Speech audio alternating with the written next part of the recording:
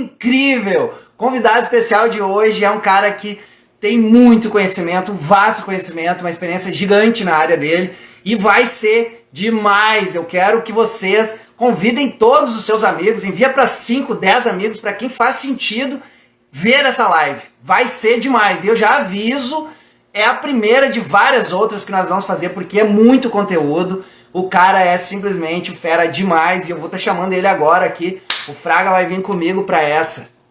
Só um pouquinho, gente. Deixa eu chamar o Fraga aqui. Olha aí, vamos ver. A conexão.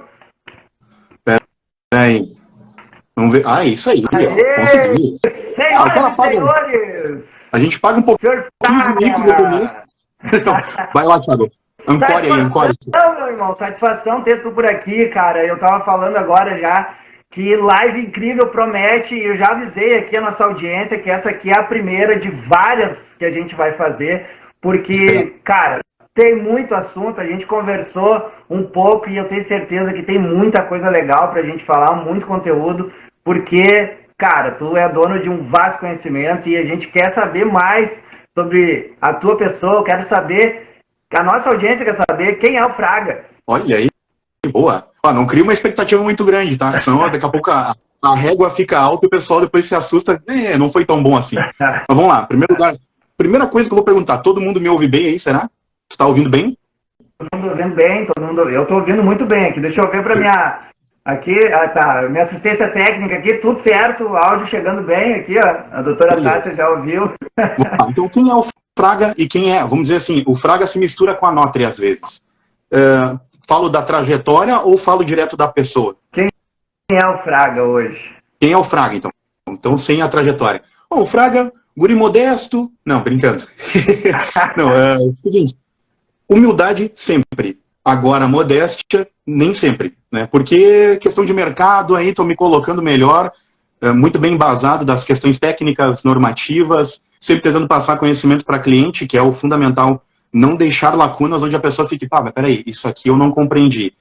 E aí eu uso, vamos dizer, da comunicação, que eu acho que é um dom que veio, né, no combo, e eu aproveito isso, eu exploro essa questão da comunicação e tento sempre nutrir as pessoas de informação, principalmente, né, no que tange a topografia, mas querendo ou não, a gente tem aí ligações, né, afinal tu é corretor, vende imóveis, vende sonhos para as pessoas e querendo ou não, eu ajudo a melhorar esse sonho, ou seja, não trazer problema para ninguém com o meu trabalho. Então, resumindo, o Fraga é um cara que está sempre em busca de conhecimento.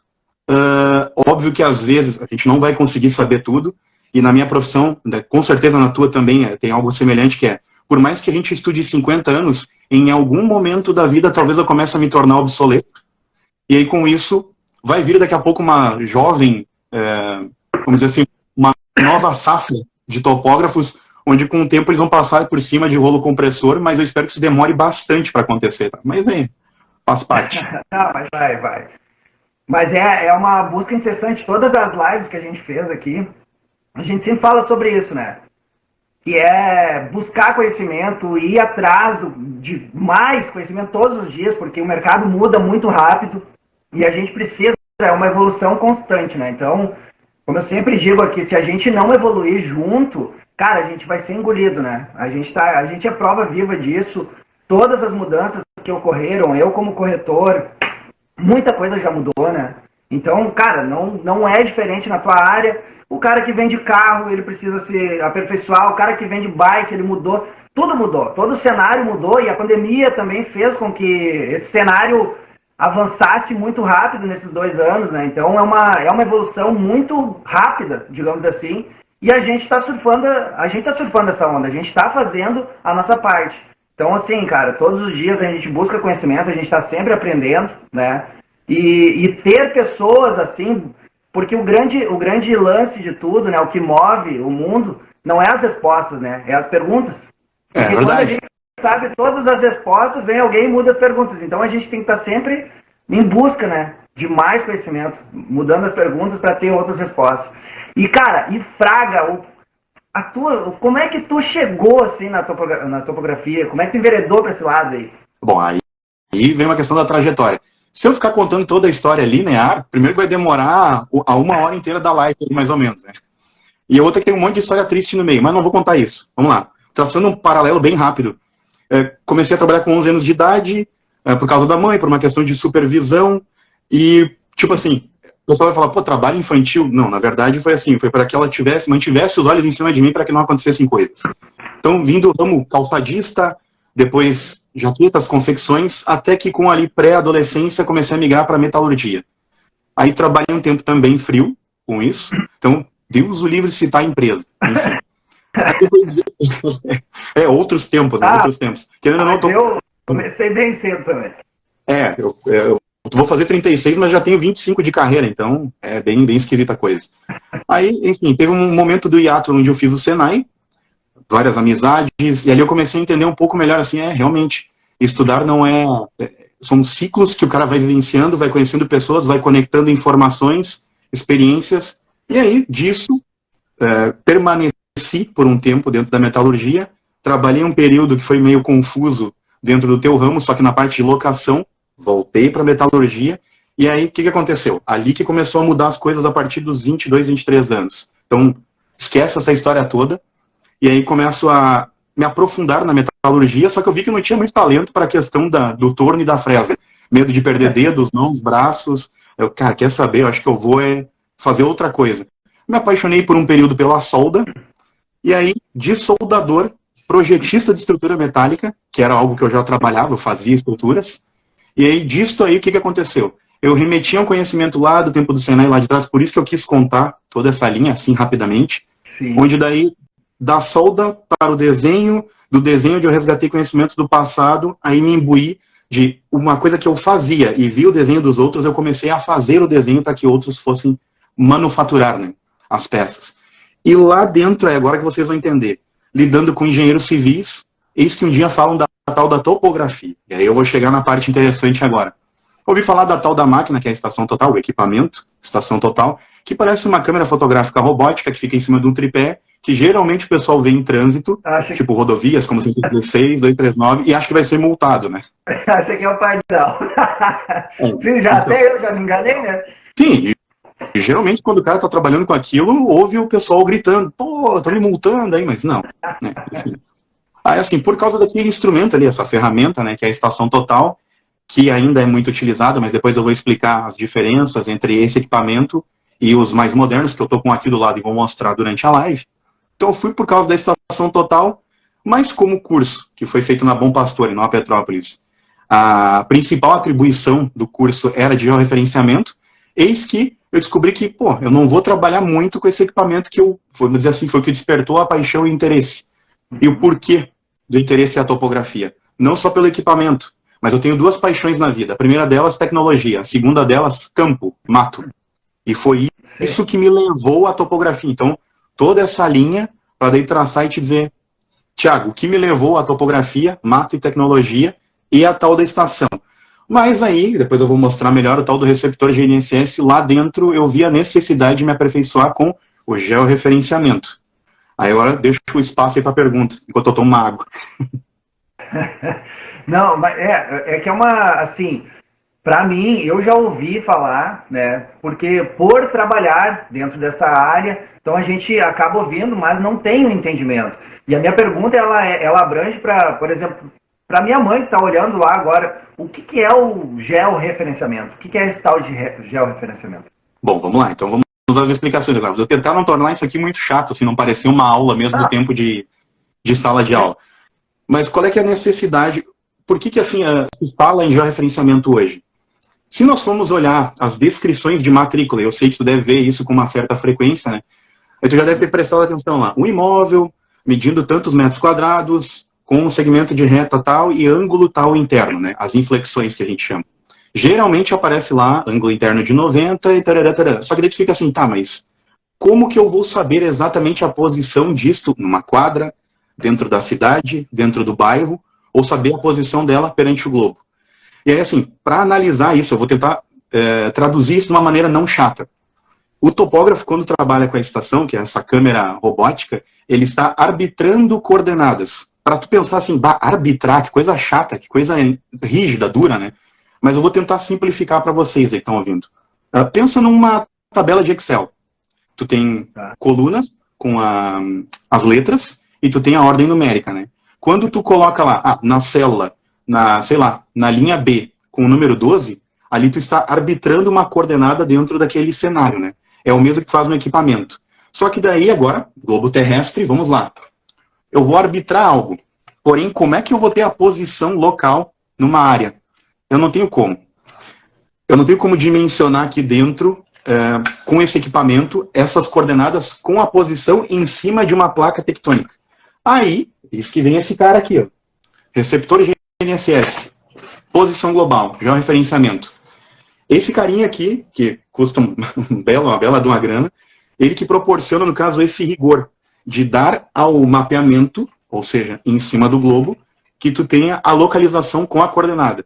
E aí existem tipos de coordenadas aí. Eu sei que eu vou daqui a pouco me estender em coisas chatas, mas para simplificar a linguagem, ao invés de eu ter uma coordenada que foi arbitrada por um equipamento e não ter referência de onde é isso no globo, com o georreferenciamento, com esse equipamento que está aqui, eu consigo obter essas informações e colocar elas no memorial descritivo, que depois vai se tornar a descrição da matrícula.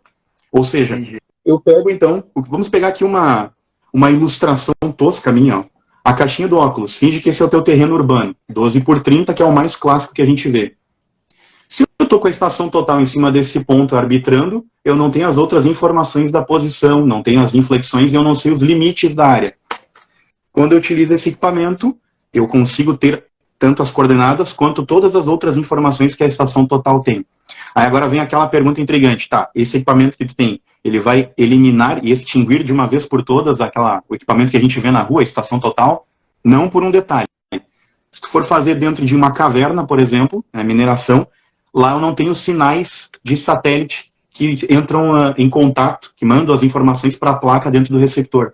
Sim. Então, assim, eu sei que é muita matemática, mas o porquê do georreferenciamento? Aí agora, eu expliquei toda a ciência e toda a matemática resumidamente, o porquê disso, o porquê que é importante o georreferenciamento. Vocês já devem ter ouvido falar numa questão bem simples que é sobreposição de lote, sobreposição de área, que às vezes vira o quê? Um litígio. Aí agora vamos traduzir as palavras, né, o juridiquês, para algo assim que o civil comum consegue entender. O que é a sobreposição de área? Tiago Prado, em 1900 e Guaraná com rolha, comprou um terreno 12x30 em qual cidade? Campo Bom. Campo Bom, perfeito. Exerce posse da sua área, e no momento em que comprou a sua área na quadra, tudo era mato na volta. Edificou sua casa, exerceu posse, está lá 20, 30 anos. Porém, Tiago Prado foi induzido ao erro pelo topógrafo na ocasião, ou pela construtora. Eis que um dia os vizinhos fazem suas áreas, exercem posse, colocam cerca, muro, constroem, tá tudo bonito. Aí um dia alguém levanta a hipótese, mas peraí, tem alguma coisa errada, porque lá no lote bem da ponta faltou espaço. Aí eles começam a analisar, quem é que induziu ao erro? O Tiago Prado. Aí o Tiago Prado responde por um litígio de 30, 40 anos antes, ou, tô deduzindo aqui uma época, 20 anos, sim. Só que não foi o ocasionador. Ou a loteadora, que abriu os lotes, ou daqui a pouco o topógrafo que executou o levantamento em campo. Ou pior ainda, o topógrafo colocou as estacas no local certo. Ele colocou lá nos 4 vértices do polígono. Mas o pessoal da construtora, com carrinho de mão, equipamento pesado, derruba a estaca.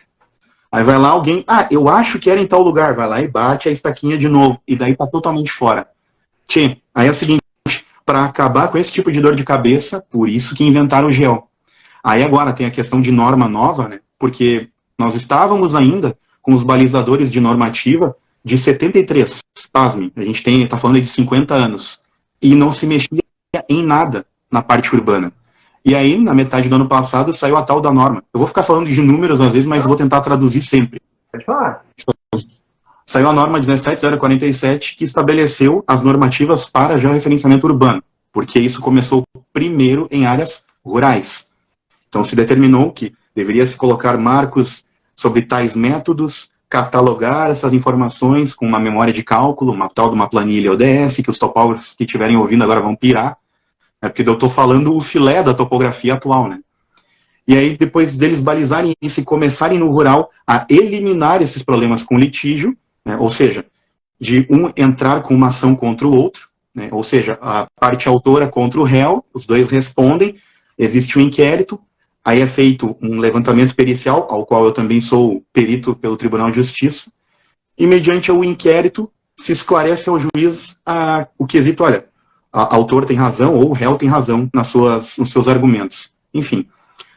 E o porquê da necessidade do georreferenciamento é para começar a diminuir essa cota de problemas de litígio e problemas que, querendo ou não, saem do contribuinte. Então, como está onerando aí na casa de... Eu não me lembro agora em 2022, mas acho que em 2021 foram 10 milhões, mais ou menos. Eu não sei se foi no estado ou na região sul, que foi investido, que foi tirado do cofre público para ajudar nessas questões de indenizações por conta de sobreposição de área. Então, a gente está falando aí de dezenas de milhões num estado ou numa região, o que dirá, então, o Brasil todo o que deve acontecer, né? Questão de poder público e o nosso dinheiro rolando nisso. Então, eles começaram a apertar um pouco essa questão da normativa, e agora, uma vez que saiu a norma no ano passado, muito em breve vai gerar a lei. E aí, quando for lei, meus amigos, primeiro, topógrafos terão uma ascensão na carreira, os que têm atribuição para georreferenciamento. E os corretores, talvez, corretores imobiliários, vão começar a ouvir muita bronca por causa dessas questões da matrícula.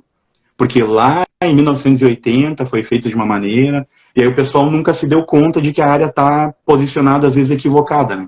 Então, assim, ainda vai dar muito pano para manga essa história do georreferenciamento, mas o porquê que a gente está fazendo essa live hoje? Para justamente salientar ao público, ao teu público, ao meu.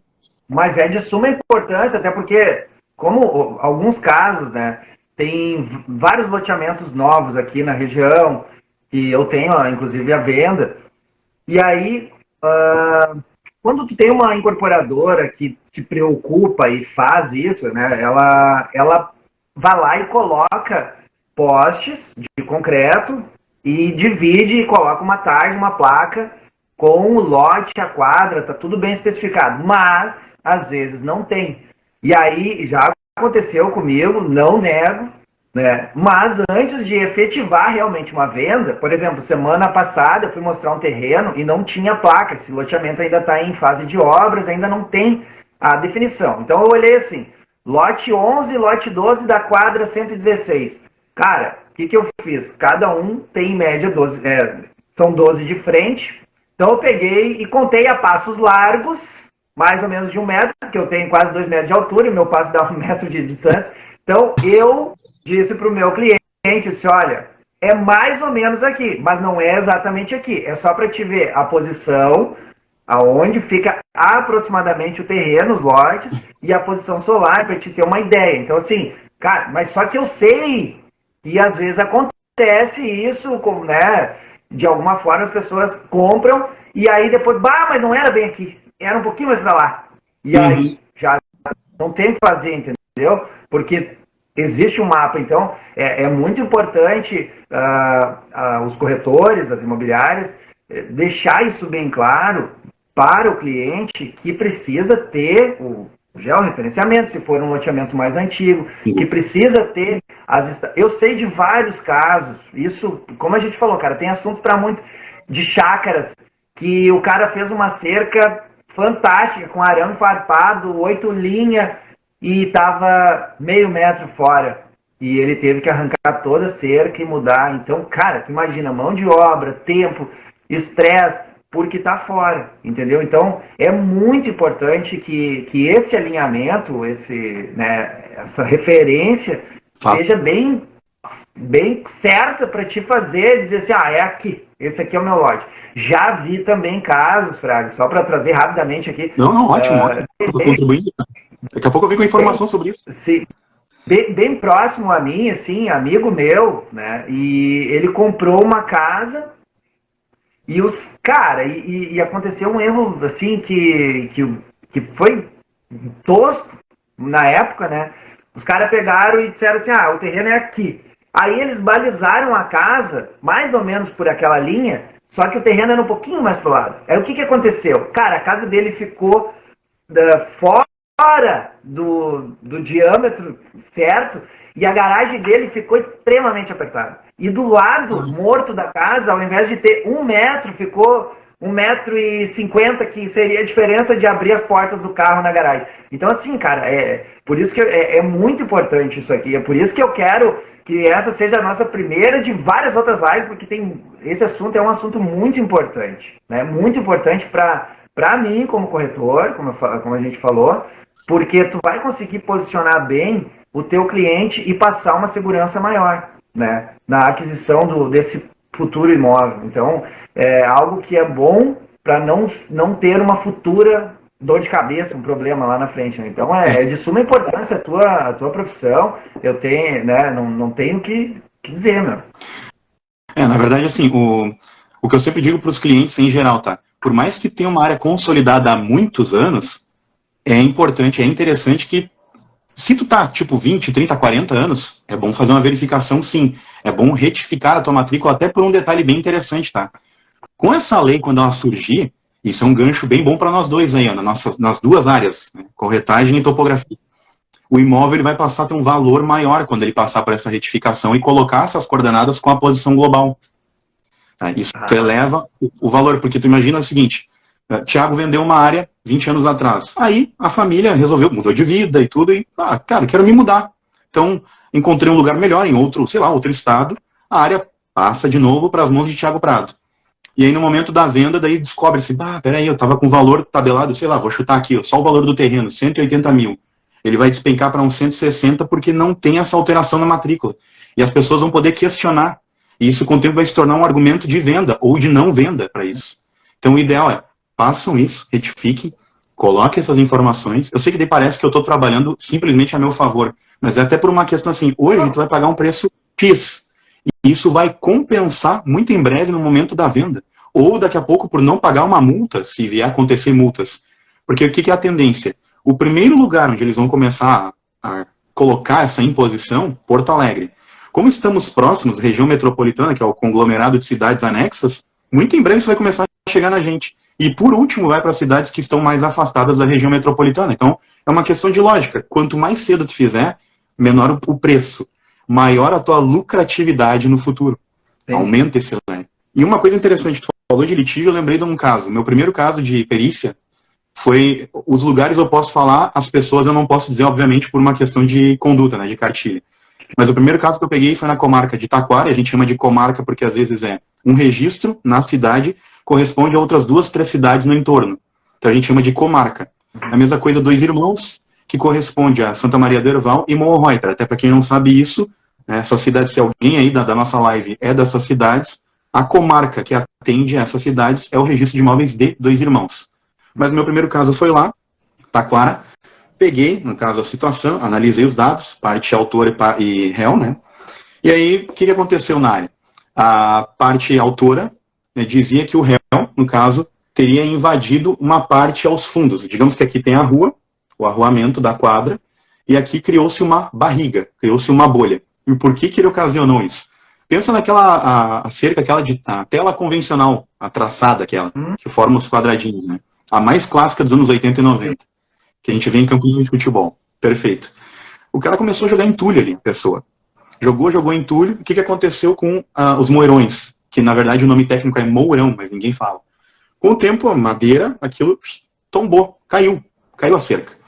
O que na cabecinha ingênua do cidadão ele fez? Falou, vou erguer de novo, vou exercer posse, só que ele ignorou o alinhamento que ele tinha da metade para frente da área e fez em diagonal aquilo ali, exercendo posse de uma fatia maior. E ainda pegou e ergueu uma casa nos fundos e alugou. Joia, né? É coisa bizarra. E aí eu peguei aquilo, eu já olhei. Aí assim, primeira coisa quando eu olhei a matrícula, posição solar. Para quem não sabe, Rosa dos Ventos, né?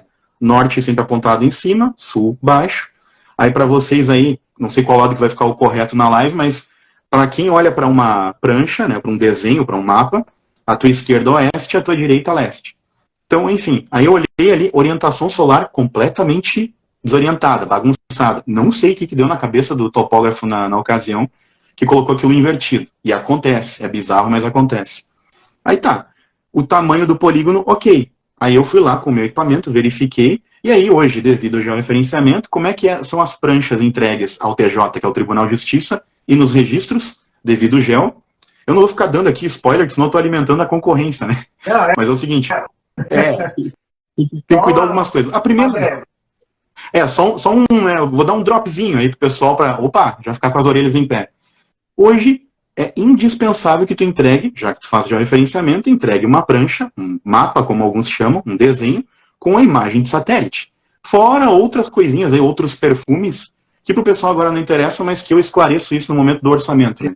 Então daí, balizei tudo isso, trouxe as informações e na hora de responder inquérito, obviamente, a parte autora estava correta da acusação e o réu ia ter que, né, indenizar. Problema. Eu fui lá 20 anos depois do momento em que foi feita a ação. Quando eu resolvi o caso e entreguei isso para o juiz, as duas partes envolvidas já estavam mortas. Aí ficou enrosco para os filhos de um lado e de outro resolver. Mas aí, claro, como o juiz foi lá e deu a sentença e, né, a parte autora estava correta, os filhos, muito tempo depois do seu pai já ter sido sepultado, foram lá e tiveram que exercer a posse correta, ou seja, mudar a cerca e desmanchar a casa. Então, para vocês entenderem a gravidade da situação. Não é que eu estou falando aqui de algo assim, ele só quer vender o trabalho dele e, vamos dizer assim, fazer alterações com o Thiago e outros corretores. Não é isso. É uma questão de... É um serviço de utilidade pública. A qualquer momento e em algum momento, tu terá que fazer. Então, por que tu vai esperar a lei começar a te cobrar e te multar, se hoje tu faz por um valor muito menor e já coloca isso ao rigor do que deve ser feito? E com a possibilidade de, na hora de entrar em contato com o Thiago Prado, vender com a régua mais alta. Ou seja, na baixa, melhorei as coisas, vendi na alta e peguei um valor maior. É uma questão de lógica. Isso aí é muito semelhante, isso que tu está falando agora, e acontece muito. Hoje, por exemplo, tá, a pessoa vai lá e tem um terreno definido, né, tudo certinho, construiu uma casa de 70 metros quadrados. Aí ela vai lá e aumenta mais um pouquinho, ela faz mais uma garagem, faz mais um quiosque, faz mais algumas obras e não regulariza. Deixa, vou fazer depois. Cara, vai ser a mesma coisa, entendeu? Tem que averbar, tem que pegar o certo, faz o correto, pega o arquiteto, o engenheiro, faz a planta, a BITS, toda aquela etapa, vai lá no registro, tem uma construção, quero averbar isso. Por quê? Porque na hora de vender, vai precisar fazer, né? Então, como tu disse agora, tu vai postergar um problema, né, num negócio, então resolve, já faz a coisa certa, que às vezes lá na frente tu vai ter que fazer mais rápido, e quando tu quer fazer mais rápido, né, tu vai gastar mais, vai ter que correr mais, menos tempo, pressão, é muito pior. E isso vale para quem era solteiro, casou e não averbou na matrícula, são vários pontinhos, então assim, é uma informação muito válida, e que muitas vezes até as pessoas, por não saber, não ter essa coisa, depois eu faço, e vai ficando, e aí, sei lá, mudou de trabalho, a casa ficou pequena, quer mudar de cidade, de estado, enfim, e aí vai ter que correr atrás desse negócio. Já passei por isso com clientes meus, né? Então eu sei que acaba atrasando a venda, às vezes se perde a venda, porque a pessoa, porque entenda o seguinte, a pessoa que está comprando o imóvel, ela está no calor da emoção, ela quer comprar o imóvel. Agora, se eu disser assim, olha, eu preciso fazer uma regularização e tal, você pode levar de 30, 60, 90 dias, não sei, eu não tenho esse tempo, eu vou para outro imóvel. Você foi à venda, entendeu? Então é algo que às vezes tu vai postergando, que pode ser um elemento contra tu mesmo, né? Então é importante fazer esse... Cara, essa averbação é um dos pontos, só, mas tem vários outros, né? Então é importante fazer a coisa certa. Faz o certo que vai ter um bom retorno. Né? Com certeza, se tu conduz desde o começo, levando cada coisa a rigor, no final, o teu resultado é assim, primeiro, transparência. Segunda delas, que é a melhor, quanto mais enérgico tu for com os atos no início, mais tranquilo é a finalização. Isso é um fato. É a mesma coisa que tu fazer o trabalho do TCC da faculdade. Se tu deixar para o último momento, vai dar problema. Tu vai ficar horas sem dormir, tu vai perder cabelo. E assim, até um detalhe bem interessante que tu falou. Essa observação que tu fez, pontual, de uma expertise gigantesca. Porque assim, as pessoas ficam 40 anos com a matrícula, deixando aquilo, uma hora eu vou ver. Passam-se gerações, quando vê até a pessoa já não está mais aqui, aí quer resolver, aí detalhe, aí chama o topógrafo e dá uma missão impossível. Que é que de uma semana para outra o cara mude tudo na matrícula. Primeiro, não depende somente do topógrafo. Exato. Depende de pessoas dentro do registro que vão ter um tempo para analisar os documentos não só do teu trabalho, como demandas anteriores. Aí tem uma pilha de papel lá, e o pessoal fica, tá, e aí, vai sair? Calma, cara pálida. 40 anos de espera, e agora tu quer que eu resolva em 4 dias? Não existe. Então, assim, ó, um dos trabalhos mais suaves que eu fiz dentro de... em Novo Hamburgo. Em Novo Hamburgo, acho que levou o quê? 2 meses. Entre o meu trabalho, a entrega das pranchas, e tramitar lá dentro, e depois retificar a área. 2 irmãos, bem na época da pandemia. Aí não foi por uma questão de a má conduta do pessoal lá dentro, até porque eu conheço o pessoal de dentro do registro, quase que a ponto de ter o WhatsApp pessoal das pessoas. Mas é por uma questão de ter muito mais demanda lá dentro para o número de pessoas trabalhando, levou 2 anos. Tudo bem que tinha um fator agravante da pandemia, eles tinham que reduzir o horário e o atendimento também, né? Então, máscara, uma pessoa no guichê e a outra sendo atendida com um acrílico, então as coisas lá dentro até mudaram. Mas, além de tudo isso, normalmente iria levar 120 dias, 160, mais ou menos. Ou seja, de 4 meses a meio ano. Levaram 2. Quando o cliente recebeu em mãos pelo correio a alteração da matrícula, ela retificada, com as coordenadas e tudo, ele me fez um vídeo na hora e mandou, olha aqui, Fraga, finalmente, cara, agora eu posso vender isso aqui. Caramba. Mas, não, entendeu? Então, assim, eu não lembrava, mas... Não, e acontece, a gente sabe. Eu, cara, vivi isso ontem. Tive um caso muito parecido de um lote aí também que não foi feito o inventário ainda. Então, cara, perdeu a venda. O cara foi para outro, né? Conduzir ele para outro terreno porque ele disse, não, inventário, até resolver. Perdeu a venda e era um bom terreno. Mas vou pular de assunto. Só para ter uma breve, assim. Eu quero que me fale um pouquinho assim, ó, tem muita gente que sempre me pergunta, o que é o APP? O APP, a tal da área de preservação permanente. Excelente pergunta também, Thiago. Bom, isso é o seguinte, você já entra um pouco mais na área rural. Mas sabe, né, como eu vou ser reincidente nas lives aqui, vou aparecer uma vez por mês mais ou menos, eu vou explicar muita coisa, então vai surgir muita dúvida, inclusive que a gente vai ter que resgatar aí do pessoal comentando. Eu já vi que tem uma moça aqui comentando sobre problemas de terreno que a gente vai ter que responder talvez em outra. Exato. Então já fica a ressalva aí. Mas a tal da área de preservação permanente é o seguinte, o rico sonho da pessoa que quer sair, quer fazer... Antes houve o êxodo rural, pessoal saindo, indo para o urbano, agora vai haver, com o tempo, o êxodo urbano para o rural.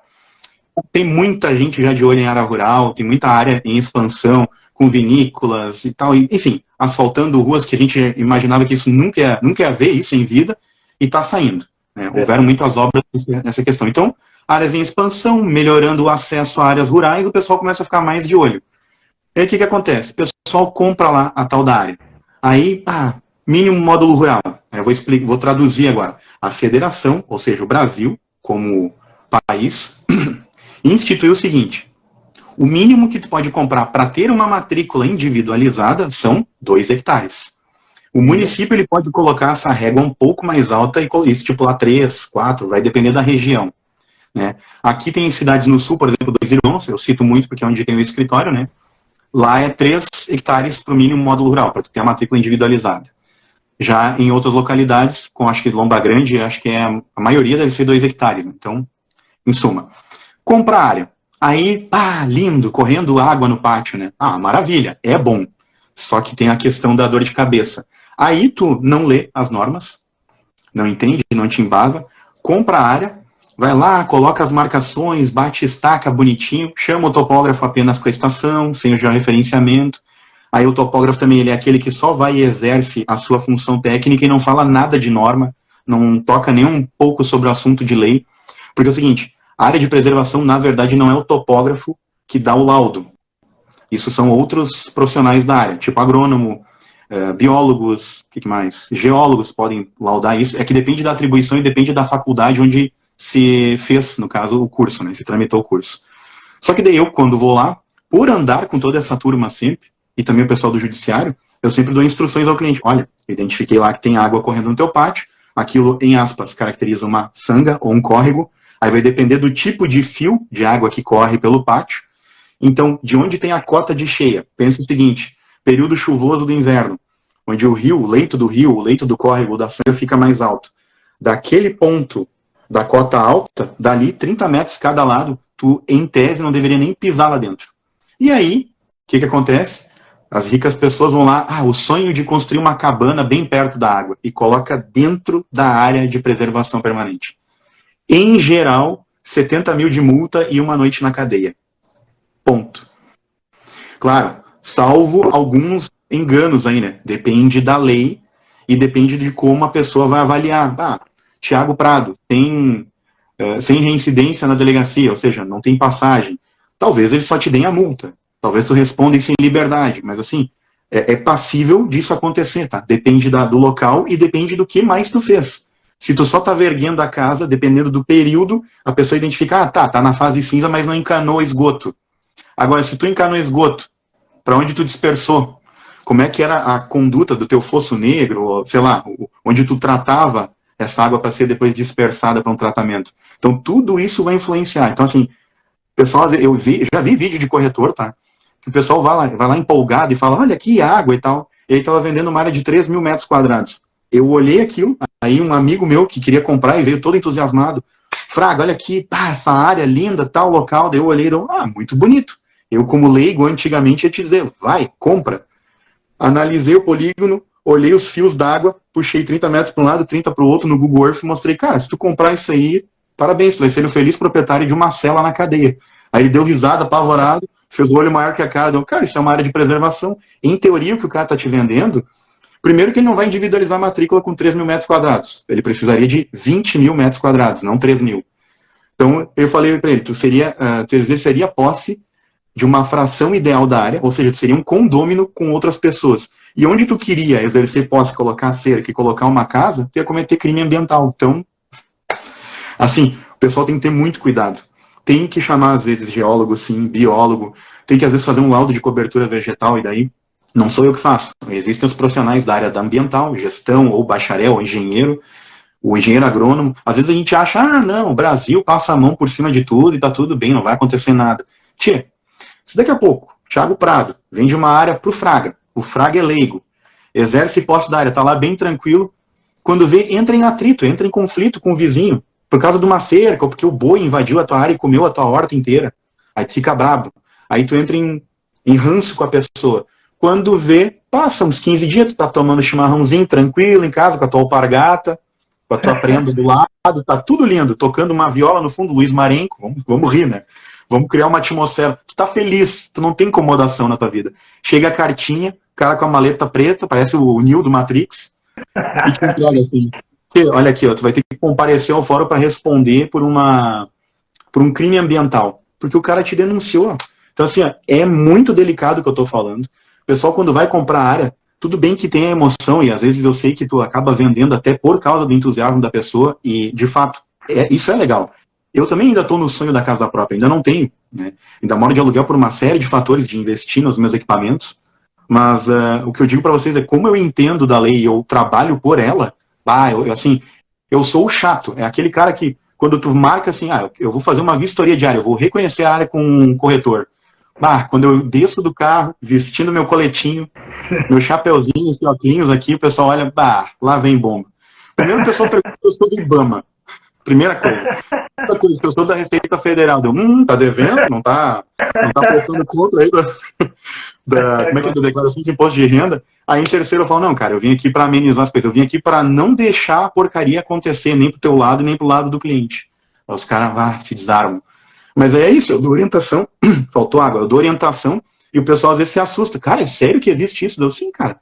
Essa lei existe desde 1900 em Guaraná com rolha. Sim, e isso se aplica também para açude, para árvores, alguma outra coisa assim? Tem alguma restrição? Tá, Thiago, acho que essa aí é aquela matadora para nós encerrar a live e deixar todo mundo com a orelha em pé para uma próxima live. Claro. Vou te contar agora esse é um caos, esse é o caos que eu queria contar. Ainda bem que tu... Vamos ver esse caos teu aí, aí a gente deixa esse que aí para a próxima live, então. Eu falei verdade, que tinha uma... Não, é coisa feia, mais feia que aí de moto, como diz um amigo meu. Tchê, seguinte, eu fazendo meu curso, lindo, leve e solto lá, de topografia, na Escola Bom Pastor, a escola até, inclusive, eu sou monitor em algumas cadeiras lá, com um professor que é o orientador do curso, só não sei se eu posso citar ele, mas enfim. Eu vou pedir a permissão e na próxima eu cito, que esse é um cara que merece todo o meu respeito. Então, eu sou monitor hoje na Escola Bom Pastor, escola que me deu essa atribuição, né? Me gerou essa oportunidade, esse privilégio de trabalhar com isso hoje. Enfim, eis que a gente estava lá fazendo curso e durante, sei lá, segundo semestre, que são 5 para se formar, lá pelo segundo ou terceiro semestre a gente deu falta de um colega. Obviamente não vou citar ele. E ele faltou umas 4 ou 5 aulas encordoado, como a gente chama, né? E a gente, pô, mas o que aconteceu com o fulano, né? Tá. Eis que ele volta um dia, cara, voltou com a barba grande, voltou daquele jeito assim, voltou mais magro, tá? Parecia que tinha levado uma tunda na rua. Aí, pá, o que aconteceu? Cara, puxei uma cadeia uns dias aí. Mas, tá de brincadeira, né? E ele era um cara assim da resenha, um cara de fazer rir, né? A gente, não, é história lorota. Aí ele falou, chegou no professor, que é esse mesmo que me colocou lá agora, né?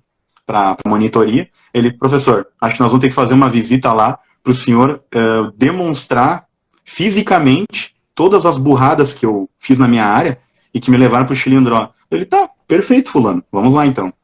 Porque quando a gente chegou, hoje, eu chegando lá, se eu me volta o filme à cabeça, assim, é catastrófico, que eu vou te falar. Mas eu, na vez em que eu fui, eu ainda estava em curso, eu não tinha noção.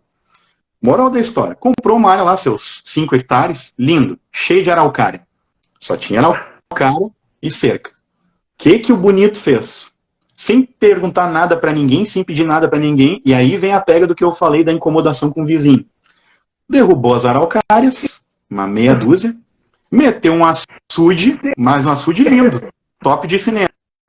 Do lado do açude, onde começou a correr um fio d'água, caracteriza a sanga, meteu a casa, do lado, a 5 metros da sanga.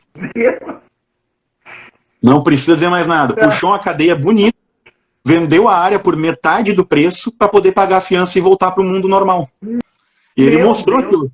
Eu tô aqui, o cara me deu a permissão, o cara vai comprar a área, mas eu vou mostrar aqui. Tá. Aí o professor começou a apontar, fulano.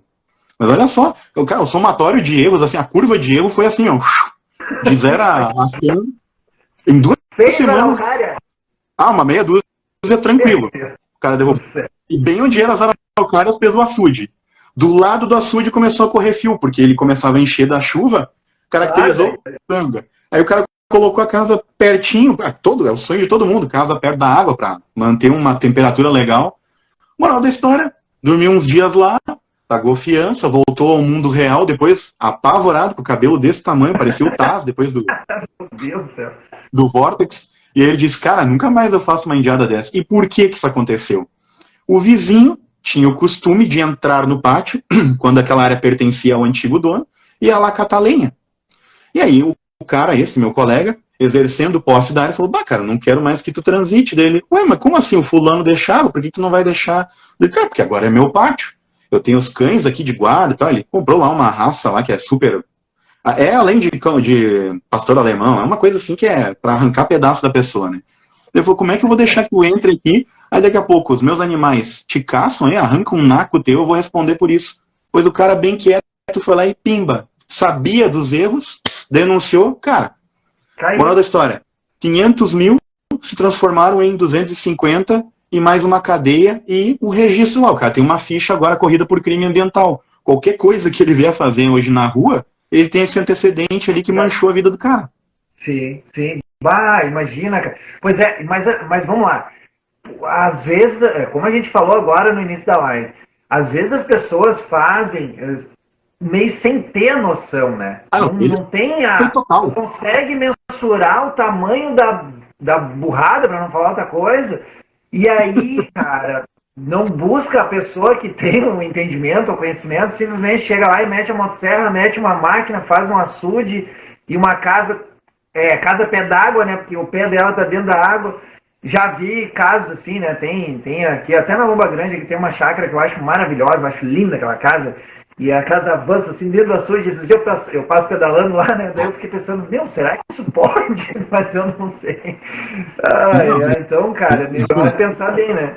E histórias dessas, assim, escabrosas, com app, né, aí só para deixar bem claro aí pro pessoal, app não é o aplicativo do celular, app é área de preservação permanente, ou seja, quem compra, que bom a gente falar para nossa audiência aí, né? No caso assim, tu comprou uma área rural, um lote rural, saiba que depende da região, na maioria dos casos, 40% da área é destinada a preservar. E aí, por uma questão de lógica, onde é que tu vai locar essa área de preservação? No entorno de onde corre esse fio d'água. Eu prefiro chamar de área alagada, área úmida, fio de água, porque como não é minha atribuição outorgar isso, né, eu tenho que cuidar como que eu aponto isso em laudo. Agora, se eu estou trabalhando em área, fazendo levantamento, e junto tem o biólogo, ou a geóloga, ou geólogo, enfim, as atribuições a quem compete, aí na hora eu já olho, tá, e aí, como é que eu coloco agora na prancha? Aí ele, pode colocar tal coisa. E aí eu já, imbuído dessa informação, eu já coloco o que é o que vai ser o laudo, né? Então, assim, eu vejo coisas pavorosas justamente pela falta de conhecimento. E o que mais me intriga nessa história é, a pessoa estava fazendo um curso de agrimensura e topografia com especialização em georreferenciamento, os professores, na sua grande maioria, todos com formação em engenharia de Minas, engenharia civil, engenharia de agronomia, geoprocessamento, geólogo, tinha uma gama de pessoas para atender ele, custava ele, ô fulaninho, dá uma visitada lá na minha área, te pago aqui 5 mil, o que era melhor? Os 5 mil, 10 mil, 15 mil de laudo? Ou a cadeia e os 250 mil que ele perdeu? Porque ele comprou uma área por 500 e teve que vender 250 às pressas para pagar o que era a... Como é que é o nome? A fiança, né? A fiança. Não vale a pena. É um trabalho que ele podia ter evitado, uma dor de cabeça gigante que ele podia ter evitado se tivesse buscado alguém que tem conhecimento. Fraga, o que eu vou te dizer, cara? Assim, ó, nós já estamos aqui fechando 1 hora de live e tem muito assunto ainda. E para quem não sabe, vou salientar aqui, o Fraga, ele é irmão do primeiro cara que teve comigo aqui na live, que é um parceiraço meu aqui, que é o Grace.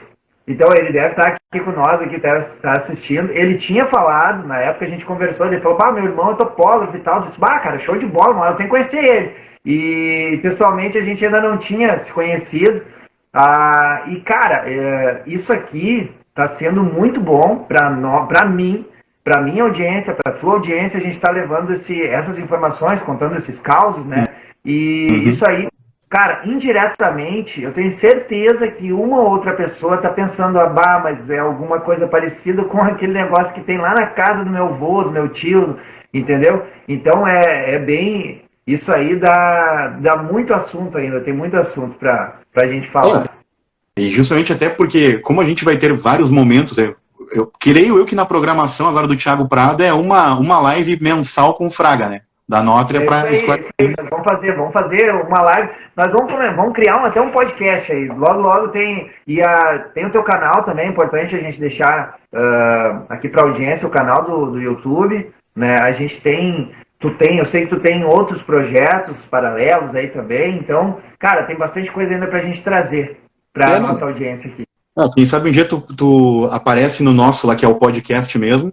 E essa live agora, com certeza eu vou descer ela para a máquina e subir ela depois no meu canal ali, que é o Notriagel. O pessoal que quiser aí algumas informações, até da questão de licitações, porque licitação é de domínio público, então as pessoas têm o direito e deveriam, né, saber. Eu atendo uma licença dessas, né, lá em...